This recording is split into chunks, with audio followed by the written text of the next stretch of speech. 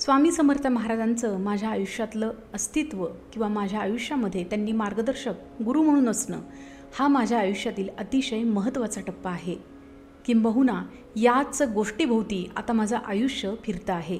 मागच्या काही व्हिडिओजमध्ये आपण हे ऐकलेलं आहे की श्री दत्त महाराज आणि त्यांचे वेगवेगळे अवतार हे चैतन्य स्वरूपामध्ये वेगवेगळ्या टप्प्यावरती आम्हाला मार्गदर्शन करत आलेले आहेत. सर्वसामान्यपणे जो प्रश्न कुठल्याही साधकाला कुठल्याही माणसाला पडू शकतो तो म्हणजे माझे गुरु कोण आहे. आपल्याकडे म्हटलं जातं गुरुविण कुठलंही ज्ञान हे अपूर्ण राहतं. याच भावनेतून माझ्या या प्रश्नाचं उत्तर शोधण्यासाठी माझ्या आयुष्यात सद्गुरू कृपेनंच जो सप्तर्षींचा चॅनल आहे त्यांना मी हा प्रश्न विचारला. त्यांनी जे मला उत्तर दिलं त्यानंतर माझी गुरु शोधाची जी प्रक्रिया आहे ती अर्थातच एका विशिष्ट नावापाशी येऊन थांबली आणि ते नाव होतं श्री स्वामी समर्थ महाराज यांचं. ऋषींकडून जे मार्गदर्शन आलं त्याच्यामध्ये स्पष्टपणे हे सांगण्यात आलं होतं की या जीवाला या जन्मामध्ये देहातला कुणीही गुरु असणार नाही.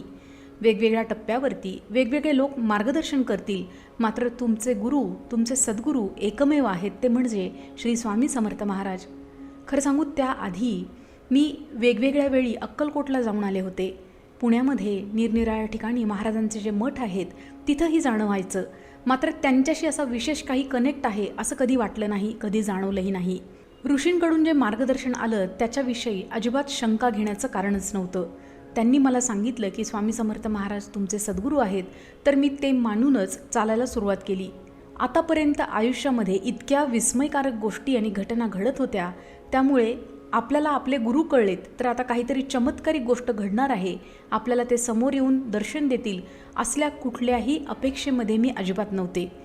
कारण आता एक जाणीव निर्माण झाली होती, ती म्हणजे योग्य वेळी जे त्या जीवासाठी योग्य असेल सद्गुरू कृपेनं त्यांनी ठरवल्याप्रमाणे तसंच घडणार आहे.